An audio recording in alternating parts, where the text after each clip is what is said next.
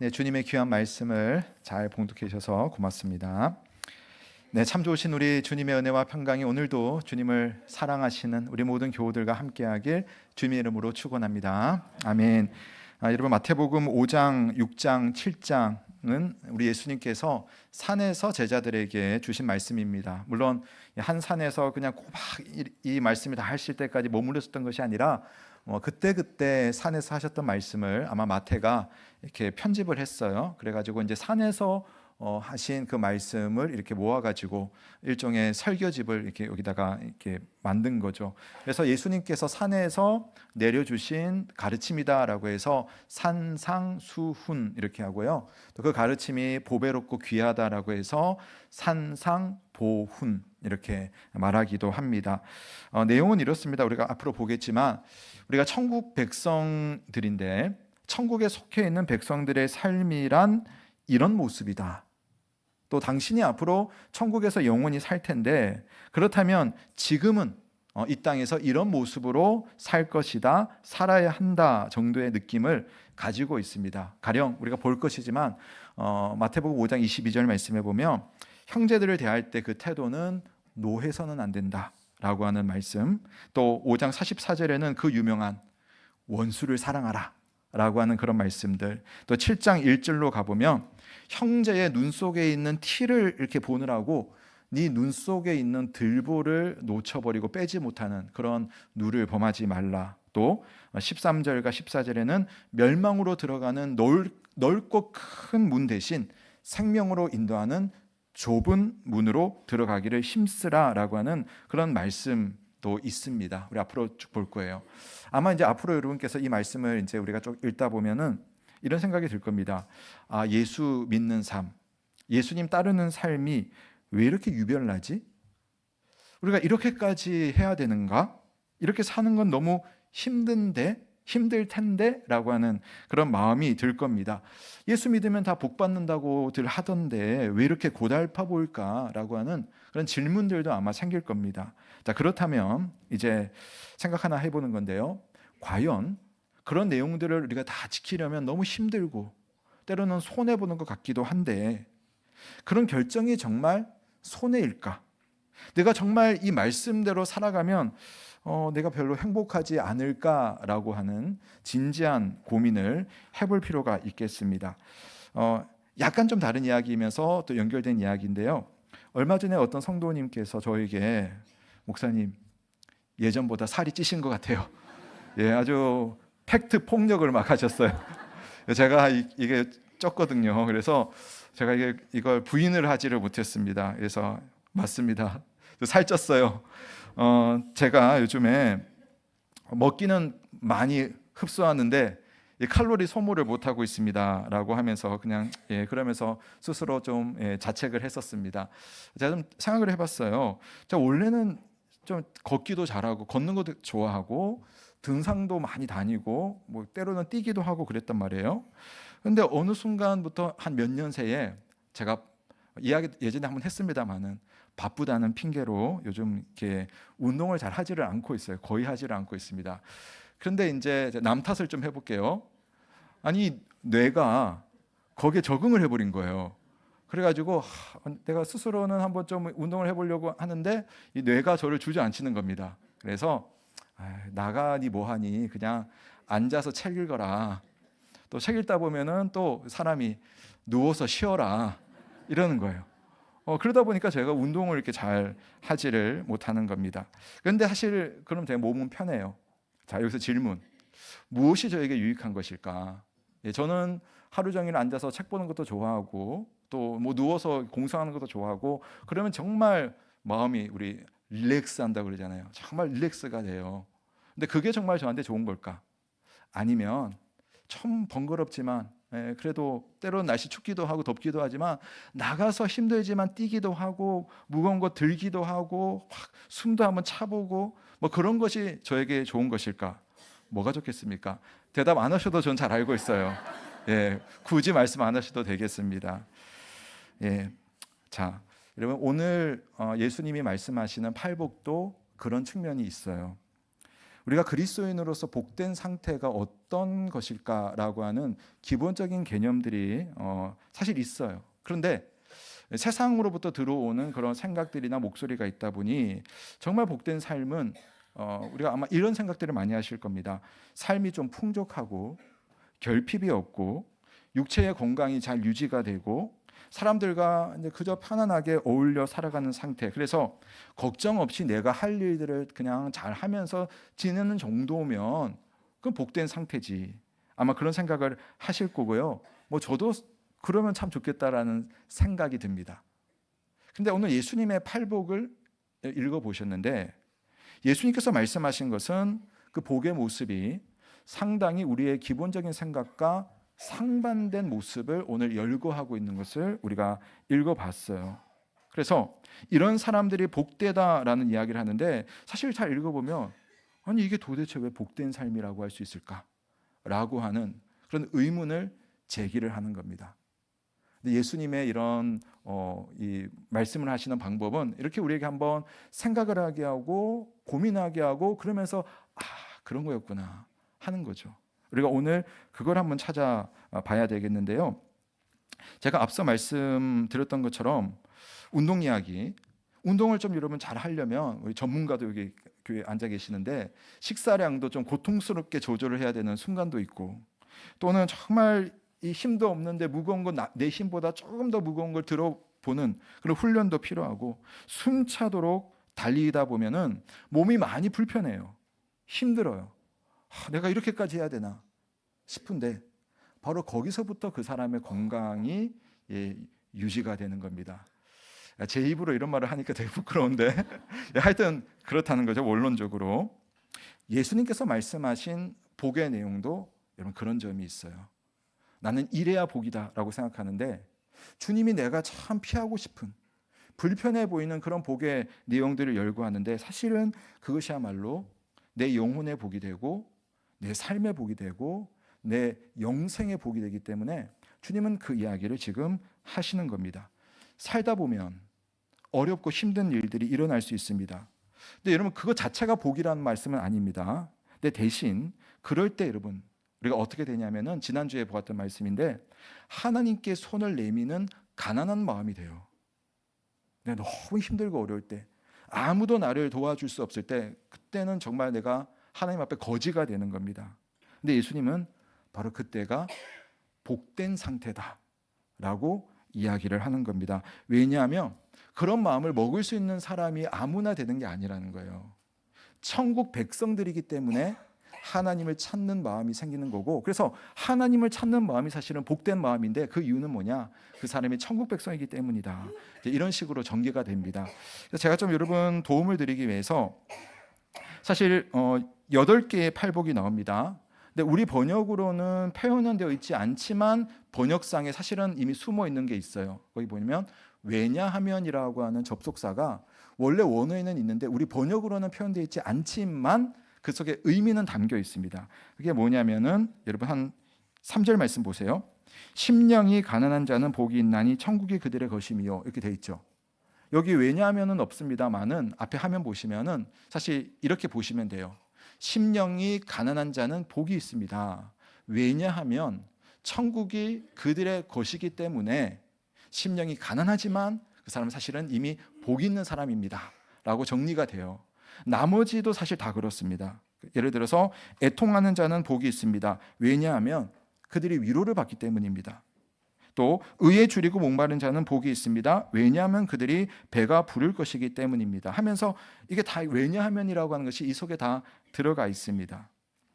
여러분 우리가 하나님의 백성으로 살 때에 사실은 그것 자체로는 어려운 일이 맞아요. 근데 그것이 우리에게 왔을 때 오히려 우리를 역전시키는 은혜가 있는 겁니다. 그러니까 하나님의 백성에게는 그와 같은 일들이 있고 왜 그런 일들이 일어나는지가 여기 이유로 왜냐하면 이런 식으로 이제 진행이 계속되는 겁니다. 운동으로 몸이 건강해진 사람들 있죠. 그분들은 보시면요, 몸이 진짜 불편할 것 같아요. 어떻게 그렇게 땀 흘리면서 근데 피곤하다든지 물론 피곤할 수 있겠죠. 근데 그게 불쾌하진 않을 거예요. 힘든 일을 하고 나면 오히려 성취감을 느끼면서 내가 건강하구나 이거 느끼는 겁니다. 팔복도 그런 측면들이 있어요. 자, 오늘은 그걸 한번 볼게요. 자, 7절 말씀, 오늘 중 첫 번째 내용입니다. 한번 같이 읽겠습니다. 시작.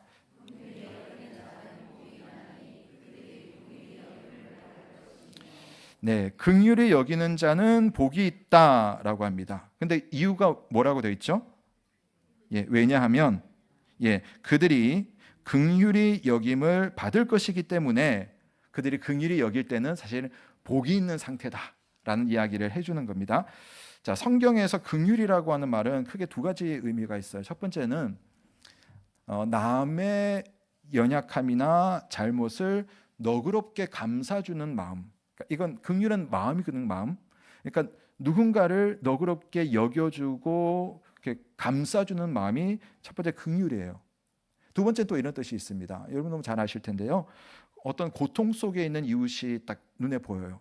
그 사람에 대해서 내 마음이 함께 아프고 그 사람을 돌보고 싶은 마음이 생깁니다. 그다음에 행동은 이제 그다음에 이제 일어나는 건데 마음 상태가 이제 긍휼이라는 거죠. 긍휼. 예수님은 이런 긍휼을 가진 사람을 복 있는 사람이라고 말씀을 하세요. 그다음에 생각해 보세요. 사람이 누군가를 긍휼히 여긴다. 누군가를 용서하는 것은 사실 내가 감정적인 소진이 상당히 필요합니다. 그렇지 않습니까? 이런 경우에는 차라리 긍휼히 여기는 것보다는 그냥 좀 분노하고 쏟아내고 또는 복수하는 것이 훨씬 더 내 마음이 시원해집니다. 또 두 번째, 누군가의 아픔을 보면서 함께 아파하고 돌보고 싶은 마음을 가지는 것은 이런 신나요? 신나지 않아요? 신나지는 않아요. 내가 남을 돌본다고 행복해지는 건 행복한 건 아니거든요. 좀 부수적인 건 있지만 그런데 그런 긍휼이 있는 사람을 보고 예수님께서는 복이 있다라고 이야기해요. 그럼 도대체 왜 복이 있는가? 내가 그 사람을 너 그렇게 감싸 안았더니 아유 그 사람이 고맙습니다라고 나에게 반응하는 거 아닙니다. 내가 누군가를 잘 섬겼더니 그 사람이 완전 감격해가지고 저를 이렇게 막 칭송하고 그런 것도 별로 없어요. 근데 예수님은 왜 우리에게 복이 있다라고 이야기를 하는가라고 할 때 그 이유를 보셔야 돼요. 왜냐하면이라고 되어 있죠. 왜냐하면 그들이 긍휼히 여김을 받을 것이기 때문이다. 그러면 누군가로부터 긍휼히 여김을 받겠습니까? 바로 하나님 아버지로부터 긍휼을 받는다는 겁니다. 예수님께서 이 긍휼히 여기는 자에게 복이 있다는 말씀하면서 긍휼히 여김을 받을 것이다. 즉 그 사람에게 사실은 하나님의 돌보심과 긍휼히 여기심이 사실은 있기 때문에 그 사람은 누군가를 긍휼히 여기는 거예요. 사실은 이게 뒤로 있는 것처럼 보이지만 사실은 이게 하나님께는 시간의 순서가 없는 거거든요. 우리가 사실은 하나님의 긍휼을 받는 사람이기 때문에 내가 누군가를 긍휼히 여기는 거예요. 그리고 그 사람을 복 있다라고 말할 때 이런 측면이 있습니다. 긍휼이라고 하는 이 감정은요, 어디서부터 나오느냐? 하나님의 성품이에요. 하나님만이 가지고 있는 성품입니다. 성부와 성자와 성령은 각각이 존재하시는 하나님이지만 서로를 용납하고 서로를 포용하고 서로를 귀하게 여기고 심지어 서로에게 순종하는 분이 성부와 성자의 관계, 성령과 성자의 관계, 또 성부와 성령의 관계입니다. 그래서 셋이지만 하나, 삼위일체가 되는 거죠. 그 하나님의 성품이 흘러 넘치는 겁니다. 어디에게? 우리에게 흘러 넘쳤어요. 그래서 당신의 아들 성자 예수 그리스도를 죽음의 십자가에 내려놓을 수 있는 이유는 바로 그분의 긍휼이 우리에게 흘러 가기 때문에 긍휼 받을 이유가 없는 사람에게 주는 것이 바로 주님의 긍휼이 아닙니까? 그런데 여러분, 긍휼히 여기는 자, 우리에게 이야기하는데요. 우리가 누군가를 긍휼히 여기는 순간 여러분, 첫 번째는 하나님의 긍휼이 우리에게 흘러 들어온 것이고 두 번째는 우리가 그분의 긍휼을 닮은 사람이라는 것을 말해줍니다. 하나님이 우리를 하나님의 사람으로 하나님의 형상으로 만들어 주시기 위해서 우리를 긍휼의 자리로 인도하시는데 내가 그 긍휼을 품게 될 때에 나는 하나님 닮은 사람으로 지금 살아가고 있다는 겁니다. 그게 주님 보실 때는 복이라는 것이죠. 예수님의 비유 중에 여러분 잘 아시는 한 비유가 있습니다. 아주 돈 많은 이 주인에게 큰 빚을 진 일꾼이 있었어요. 너무 빚이 커가지고 이걸 자기 생애에는 갚을 수가 없는 겁니다. 주인이 그걸 알았어요. 그래서 안 되겠다. 너 와봐라. 너는 네 힘으로 이걸 갚을 수 없으니 그냥 내 일꾼이니까 내가 이거 다 그냥 탕감해 줄게 라고 이야기를 해줬습니다. 얼마나 좋아요. 좋아가지고 막 가는데 저 앞에 친구 한 명이 지나가는 겁니다. 근데 문득 떠오른 것이 쟤 왜 나한테 돈 안 갚고 있지? 나한테 빚진 돈이 있는 거예요. 물론 적은 돈은 아니었어요. 하지만 자기가 탕감받고 용서받은 그 금액에 비해서는 정말 뭐 세 발의 피? 하여튼 그 정도도 안 되는 아주 지극히 작은 거였어요. 물론 자기한테는 큰 돈이니까 친구를 불러 세웠겠죠. 그런데 그 친구를 몰아세우는 겁니다. 돈 갚으라고. 그리고 감옥에다가 쳐넣으려고 위협을 주는 겁니다. 그 사실을 주인이 알게 됐습니다. 와봐라. 내가 너에게 얼마를 탕감해 줬지? 그런데 너는 그 돈을 탕감받고 왜 네 친구의 그 빚에 대해서는 용서하지 못하니? 긍휼을 베푸지 못하니? 그냥 내가 너에게 탕감하기로 한 것 없었던 걸로 하자. 이렇게 이야기합니다. 예수님께서 비유를 하시면서 이 주인의 음성을 통해서 당신의 말, 하나님의 말씀을 정리를 해주시는 장면이 있습니다. 마태복음 18장 32, 33절 말씀입니다.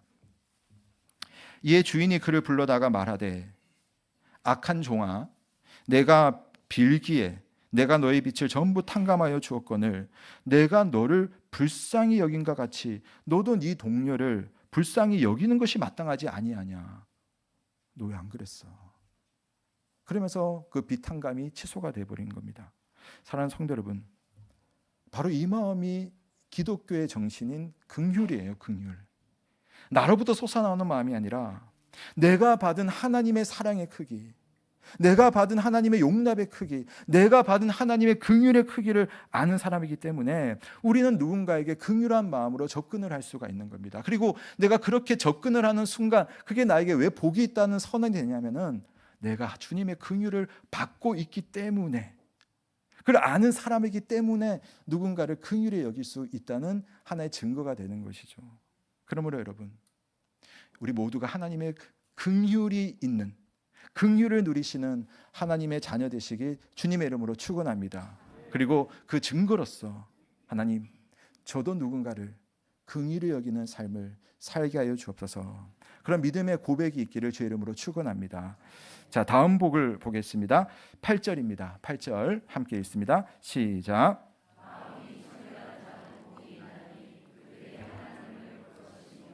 네, 마음이 청결한 자가 복이 있다고 합니다. 근데 왜 복이 있다고 하죠? 왜냐하면 그들이 하나님을 볼 것이기 때문에 마음이 청결하면 복이 있다. 이렇게 이야기를 합니다.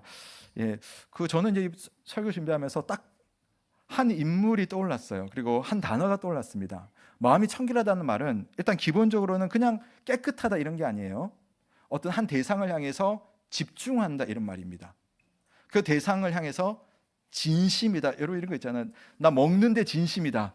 그 말 하잖아요. 나 이거 먹는 거 진짜 이거 위해서 내가 산다 이런 말 있잖아요. 하나님께 진심인 사람이 마음이 청결한 사람이거든요. 한 사람이 떠올랐어요. 이방원과 정몽주. 예. 고려 말에 이제 고려를 건국하는 시기에 이제 고려의 마지막 충신이었던 정몽주를 태조의 아들인 이방원이 만나는 겁니다. 설득을 하려고. 만나면서 하여가 이런들 어떠하리 저런들 어떠하리, 그냥 뭐 굳이 그렇게 힘들게 사냐, 우리 편 조선의 편이 되어다오, 똑같은 그 땅인데 이렇게 하니까 정몽주가 단심과로 화답을 하죠. 제가 외우긴 하는데 혹시 실수할까봐 보고, 이 몸이 죽고 죽어 100번 고쳐 죽어 백골이 진토되어 넋이라도 있고 없고 임향한 일편단심이야 가실 줄이 있으랴. 예, 우리 학생들 얼마 전에 공부하신 분들은 이미 임금이면서 또 우리 망한 우리 고려이고 뭐 이런 거 있잖아요. 예, 그런 거. 이런 마음을 여러분 신앙의 영역으로 가지고 옵니다. 예수님은 하나님을 향해서 청결한 마음, 그분 안에서 집중하는 마음, 아니 내가 하나님을 섬기기에 조금 부담스러운 그런 순간에도 하나님께 집중하는 마음, 나누어지지 않고 한 마음을 가지는 것이 얼마나 중요한가 하는 것을 지금 이야기를 하는 겁니다. 하나님을 찾는 사람, 하나님을 믿는 사람, 하나님을 향한 일편단심을 가진 사람은 사실 하나님 보이지 않는 분이시잖아요. 하나님 우리가 사실 느낄 수가 없어요. 근데 신기하게 왜 이게 복된 상태라고 주님 말하냐면은 그 사람은 하나님을 본대요.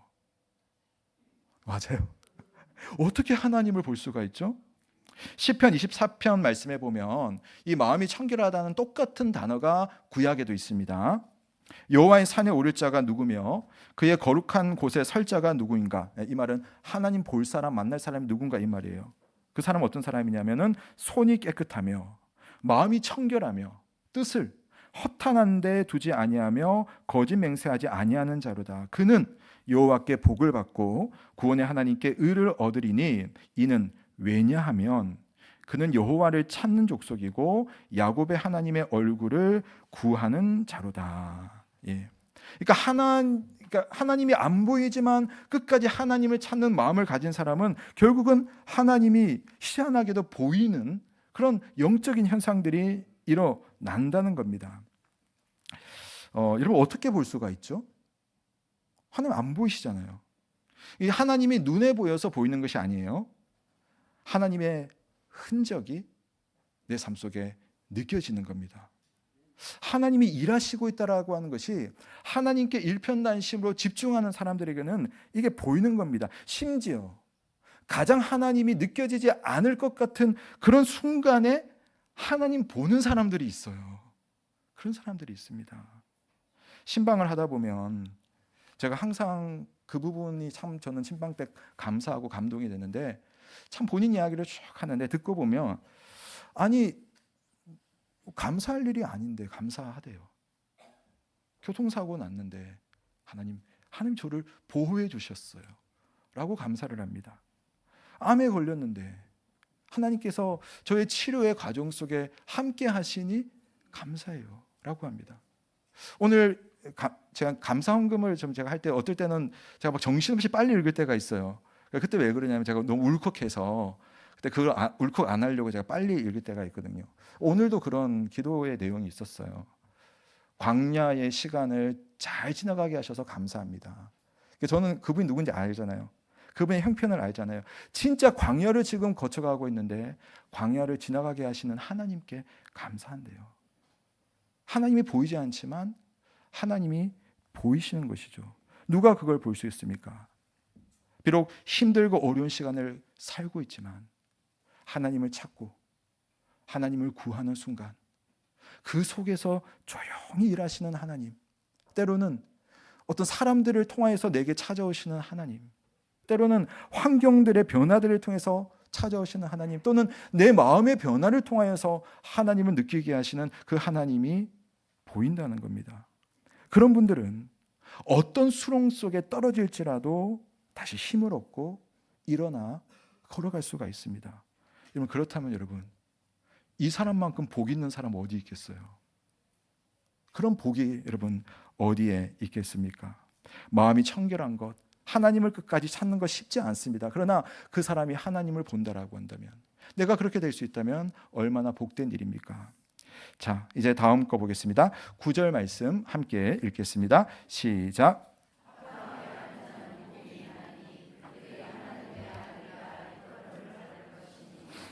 아멘.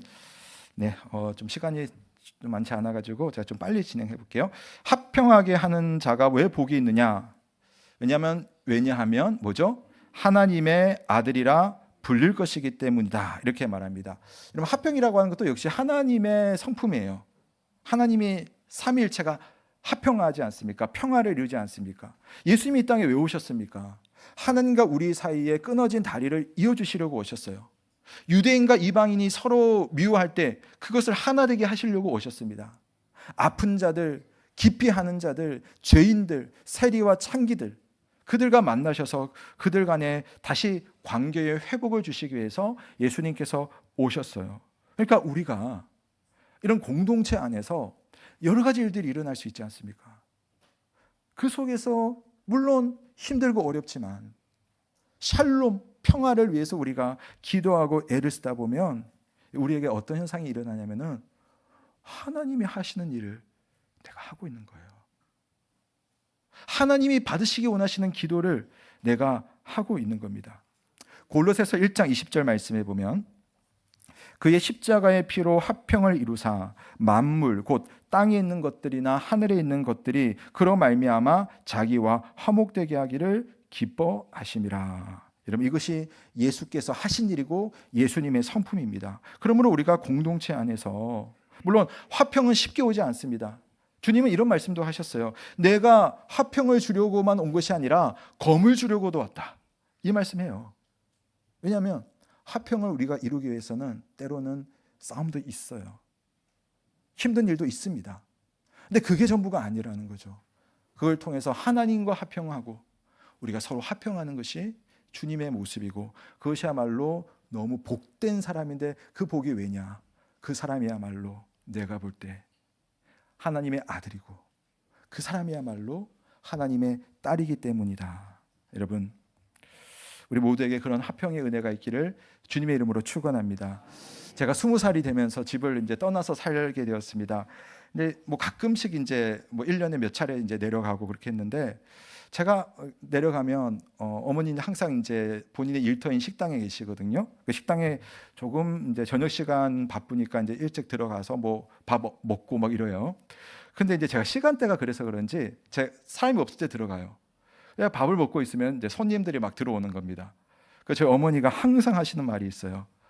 야, 아들만 오면 손님들이 밀려 들어온다고. 아들만 오면 이렇게 장사가 잘 된다고 꼭 그러세요. 예, 그냥 그 어머니의 느낌적 느낌인데 그러시대요. 여러분, 살다 보면 의지가 되는 존재가 있습니다. 예, 그 사람이 있으면 괜찮다. 내가 지금 힘든데 이 길을 함께 갈 수 있는 그분 손 붙잡고 내가 갈 수 있겠다. 여러분, 우리가 하나님의 자녀이기 때문에 모두 그러한 사람으로 하나님의 복의 통로가 될 수 있습니다. 특별히 우리의 목장이 그런 자리가 될 수 있기를, 또 우리 교회가 하나님의 화평의 은혜를 통해서 정말 하나님의 자녀들이 정말 많은 것으로 느껴질 수 있는 그런 우리 온세로 교회가 될 수 있길 주님의 이름으로 축원합니다. 자, 마지막입니다. 10절에서 12절 말씀 함께 읽겠습니다. 시작.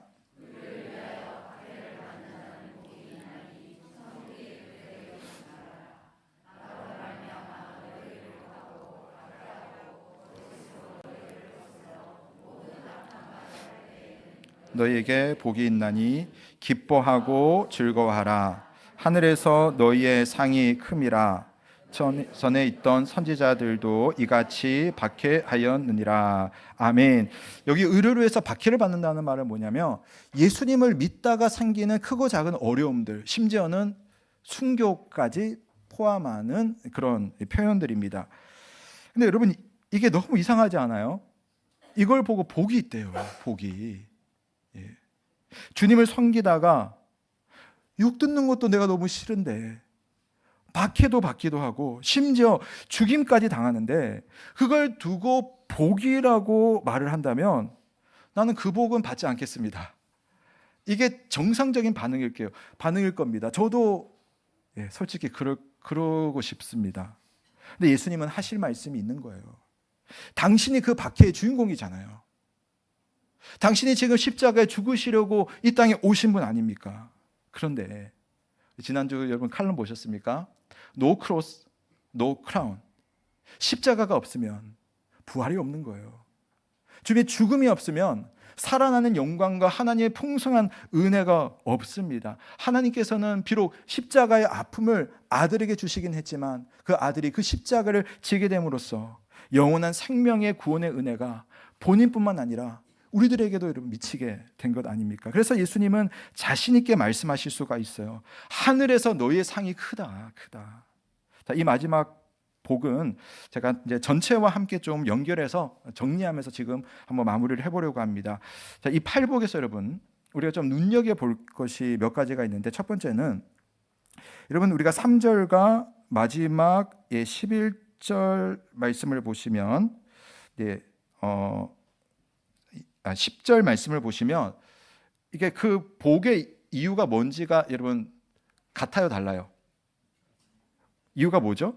심령이 가난한 자와 의를 위해서 박해를 받는 자가 왜 복이 있습니까? 예, 천국이 그들의 것이기 때문이다라고 이렇게 마무리가 되어 있어요. 시작과 끝이 같습니다. 여러분 이게 이제 고대 근동, 중동 지방의 사람의 문학을 쓰는 방식인데 어떤 문장이 있으면 문단이 있으면은 처음에 어떤 문장을 써요. 그다음에 마지막에 같은 문장을 씁니다. 그러면 이걸 뭐라고 하냐면은 처음과 끝이 서로 연결되었다고 해서 수미상관법이라고 하는데 전체 주제가 하나로 이 한 줄로 연결이 되는 겁니다. 그러니까 나머지 8복의 내용들, 애통하는 자가 복이 있고 그런 이유가 있고 온유한 자가 복이 있고 그런 이유가 있고 이런 모든 것들은 이미 이 하나의 이 줄, 바로 천국이 그들의 것이기 때문에 이미 우리는 천국의 백성이기 때문에 이런 일들이 우리에게 일어난다라고 하는 하나의 큰 주제로 지금 둘러싸고 있습니다. 근데 그 다음 두 번째로 볼 게 뭐냐면 이 처음과 마지막은 천국이 그들의 것임이요 라고 해서 현재형 동사로 기록이 되어 있습니다. 그런데 나머지 것들의 이유를 한번 보세요. 자, 4절 말씀에 그들이 위로를 받을 것이요 5절 말씀에 땅을 기업으로 받을 것이며 6절 말씀에 배부를 것이며 과거입니까? 현재입니까? 미래입니까? 미래죠. 미래형 표현이 되어 있어요. 이거 무슨 말이겠습니까? 아직 일어나지 않았다는 말이에요. 아직 일어나지 않았다는 말입니다. 우리가 신앙생활을 하다가 우리가 믿음으로 하고 기도 응답을 바라면서 기도하고 하나님 신뢰하면서 지금 이 고통을 받고 있는데 이게 답이 보이지 않고 언제 해결될지 알 수 없는 그런 순간들이 있어요. 심지어 나는 애통하는 자고 복이 있다는 그런 말씀을 하셨는데 위로가 아직 없어요. 위로를 받을 것이라는 이야기는 있지만 마음이 청결해서는 하나님만을 바라보고 있는데 지금 내 삶 속에는 하나님의 흔적이 보이지 않고 하나님이 느껴지지 않는 거예요. 그냥 말씀에는 하나님을 볼 것이미요 라고 되어 있습니다. 그러나 이 문단의 구조상 싸고 있는 것이 있어요. 이미 우리는 천국의 백성이라는 거예요.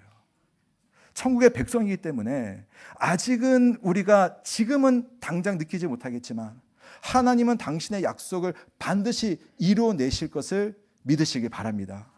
왜냐하면 우리가 이미 천국의 백성이기 때문에 천국은 하나님이 다스리시는 그 모든 나라예요. 그분이 다 이루실 것이 아직 나에게 미래형으로 되어 있을 뿐 하나님 우리에게 반드시 이루어 주시는 겁니다. 그러므로 여러분 가난하셔도 돼요. 너무 힘들어서 애통하셔도 됩니다.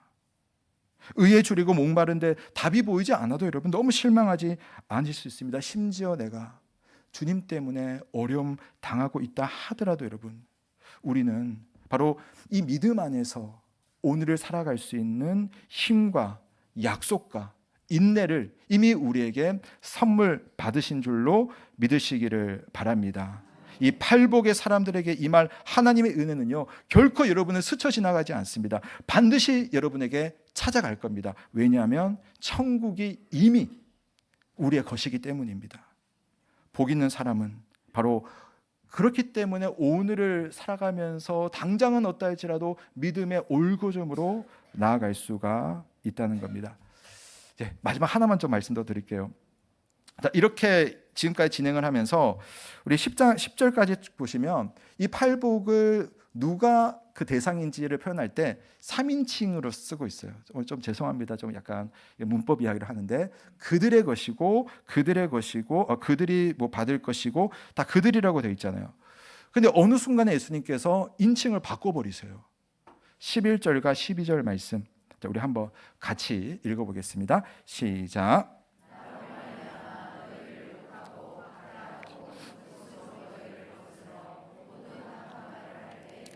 너희에게 복이 있나니 기뻐하고 즐거워하라. 하늘에서 너희의 상이 큼이라. 너희 전에 있던 선지자들도 이같이 박해하였느니라. 아멘. 여러분 그동안은 그들의 것이었어요. 신앙 좋은 그들의 이야기였어요. 근데 예수님께서 이야기를 하면서 인칭을 바꿔버리죠. 나로 말미암아 그들을 욕하고 그들을 박해하고가 아닙니다. 너희를 욕하고 너희를 박해하고 너희를 거스르고 모든 악한 말을 할 때에 너희에게 복이 있나니 기뻐하고 즐거워하라. 하늘에서 그들의 상이 큼이라. 아니요, 너희의 상이 큼이라 라고 말씀합니다. 그러고 나면 이 앞에 있는 모든 팔복의 내용이 다 우리의 것이 되는 거죠. 심령이 가난할 때, 내가 너무 힘들어서 애통할 때, 또 내가 힘이 있지만 꾹 참고 누르는 그 온유해야 되는 그러할 때에, 또 주님의 나라를 위해서 의에 줄이고 그 갈증을 느낄 때에, 또 누군가를 긍휼히 여기고 또 마음이 하나님이 보이지 않지만 하나님을 바라보고 청결히 할 때에, 때로는 의를 위해서 박해를 받을 때에, 그 모든 것이 누구의 복이냐? 주님은 우리의 복이 되기를 원하시는 겁니다. 예수님은 이 팔복의 주인공이 그 사람들의 것이 아니라 바로 여러분의 것. 사랑하는 여러분, 우리는 다 복받기를 원하는 사람들 아닙니까? 저도 복받기 원하고 여러분 복받기를 원하세요. 어떤 복을 원하십니까? 수많은 복의 정의가 여러분 얼마나 많습니까? 그리고 여기 예수님께서 말씀하시는 그런 복의 정의도 있습니다. 여러분, 어떤 복이 진짜 복일 것 같습니까?